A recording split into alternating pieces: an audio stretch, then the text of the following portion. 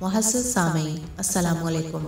सामईन, जब रूए ज़मीन पर बुतों की पूजा होने लगी, लोगों के दरमियान देवताओं की कसरत हो गई, इंसान गुमराही, कुफर और फसाद की राह पर गामज़न हुआ, अल्लाह ताला ने रसूल हज़रत नूह अलैहिस्सलाम को भेजा ताकि लोगों को सीधी राह की रहनुमाई करें और उन्हें नूर हक की तरफ खींच कर लाएं।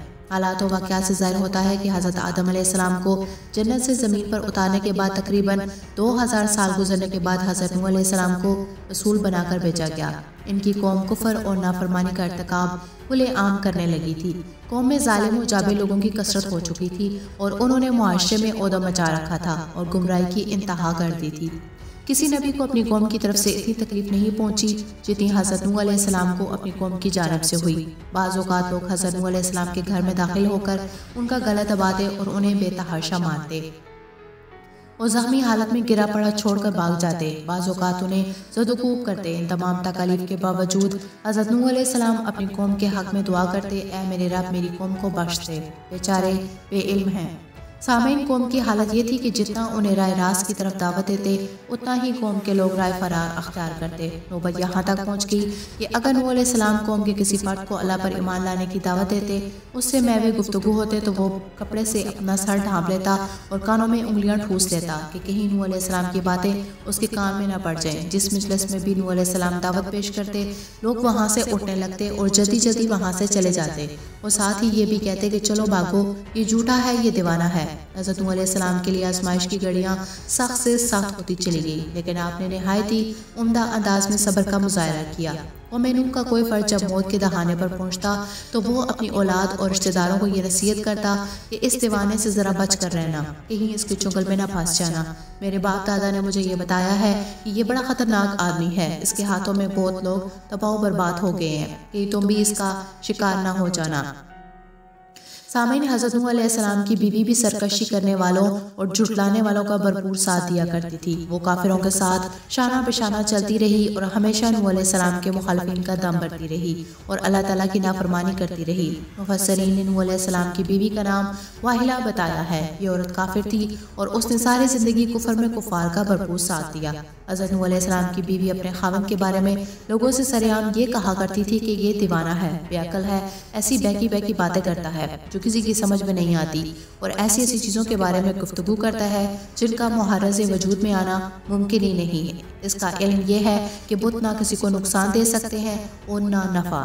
सामईन, जो ही हज़रत नूह अलैहिस्सलाम की कौम का कोई फ़र्द ईमान कबूल कर लेता, वो ईमान और नूर के काफिले में शामिल होकर रवां दवा होता, तो नूह अलैहिस्सलाम की बीवी उस वक्त जालिमों और नाफरमानों के पास आकर उन्हें नई सूरत हाल से आगाह करती और उन्हें इतला देती कि फलां शख्स अभी नूह अलैहिस्सलाम के दीन पर ईमान ले आया, ताकि वो उस शख्स पर जुल्म सितम करके उसे नूह अलैहिस्सलाम के चुंगल से निकालें। नूह अलैहिस्सलाम की बीवी अपने खावंद के शब रोज़ के अमाल पर कड़ी निगाह रखती थी और हर उस शख्स पर उसकी निगाह थी जो नूह अलैहिस्सलाम का दीन अख्तियार करता। उसकी तमाम हरकत और सकनात से आगाह रहती।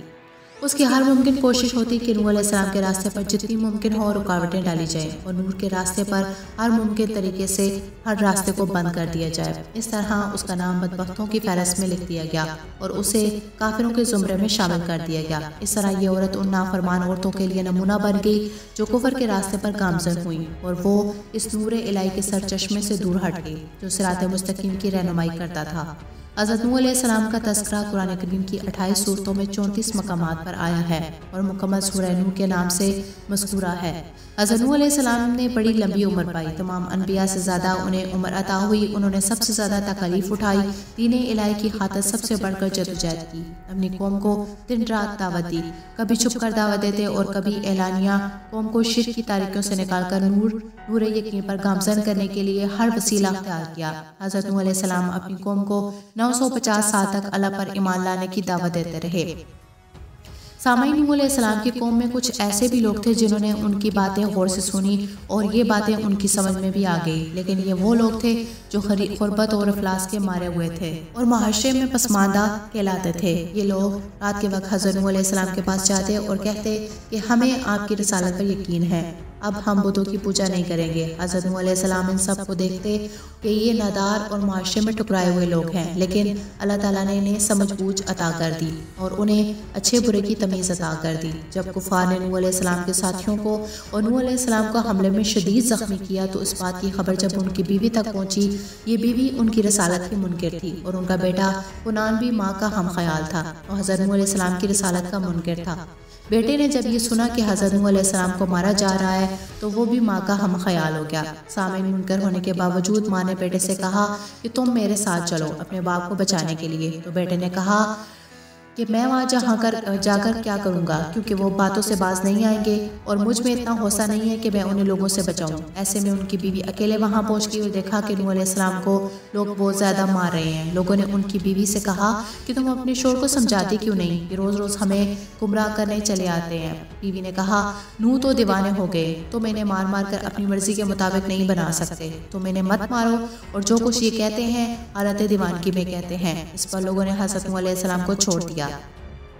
सामईन, हज़रत नूह अलैहिस्सलाम को अपनी बीवी की इन बातों पर बहुत ज़्यादा तकलीफ पहुंची। उन्होंने पहली बार अल्लाह से शिकायत की, खुदाया मैं इन काफिरों में गिर गया हूँ, मुझे इनसे निजात दिला, इस कौम को तबाह कर दे, मेरा बदला तू इनसे ले। फिर जब हज़रत नूह अलैहिस्सलाम ने कश्ती बनानी शुरू की तो बीवी ने लोगों को बताया कि अब तो नूह का दिमाग बिल्कुल जवाब दे गया है, क्योंकि अब ये काश्तकारी तो करते नहीं और खुदा जाने लकड़ी के तख्तों से क्या काम लेंगे।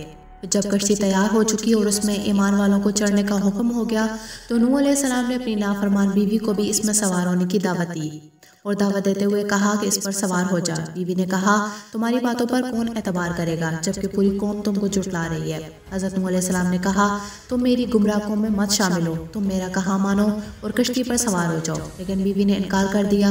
बीवी से मायूस होकर बेटे कुनान से कहा कि तुम कश्ती में आओ, तो उसने भी साफ इनकार कर दिया। सामईन, जब तूफान आ गया तो पानी तेजी से फैलने लगा तो लोग बदहवासी के आलम में पहाड़ों की तरफ भागने लगे। इन भागने वालों में उनका बेटा और बीवी भी शामिल थे। एक बार फिर हज़रत नूह अलैहिस्सलाम ने इन दोनों को आवाज़ दी, तुम दोनों कहाँ जा रहे हो, वापस आ जाओ और मेरी कश्ती में सवार हो जाओ। बीवी ने कहा, ऐ नूह, तुम्हारी कश्ती में नहायत नादार और रज़ील लोग सवार हैं, इनमें से एक भी मुअज़्ज़ज़ नजर नहीं आता, इसलिए मैं इन लोगों के दरमियान नहीं बैठूंगी। ऐसा ही जवाब बेटे ने भी दिया। अल्लाह ताला ने हज़रत नूह अलैहिस्सलाम से फरमाया, ऐ नूह, ये तुम्हारे अहलो अयाल में से नहीं है, इसलिए तुम परेशान मत हो। फिर बढ़ते बढ़ते पानी के साथ अल्लाह के नाफरमान हलाक होना शुरू हो गए। फिर नूह अलैहिस्सलाम का बेटा और बीवी पानी में गर्क हो गए। सामईन, अल्लाह ताला से दुआ है कि हमें अपने अजाब से महफूज रख और हमें अपने स्वाले लोगों में शुमार फरमा। मुअज़्ज़ज़ सामईन, हम आपके लिए नबी अलैहिस्सलाम की ज़िंदगी, सीरत व किरदार, खिदमत व कुर्बानियाँ, इस्लामी वाक़यात, सबक आमोज़ कहानियाँ पेश कर रहे हैं। अल्लाह ताला हमारी इस अदना सी कोशिश को शर्फ़ कबूलियत बख्शे और तमाम मुसलमानों के लिए इसे ज़ख़ीरा आखिरत बनाए। आमीन। उम्मीद है कि आपको हमारी इस्लामिक वीडियोस पसंद आ रही होंगी। अगर आपको हमारी वीडियोस पसंद आ रही हैं तो हमारी हौसला अफजाई के लिए अपनी राय का इजहार कीजिए और अगर आपने अभी तक चैनल को सब्सक्राइब नहीं किया तो आपसे गुजारिश है कि चैनल को सब्सक्राइब करें और बेल आइकन को प्रेस करें ताकि हमारी आने वाली वीडियोस का नोटिफिकेशन आपको मिलता रहे। अल्लाह ताला हम सबका हामी और नासिर हो। आमीन।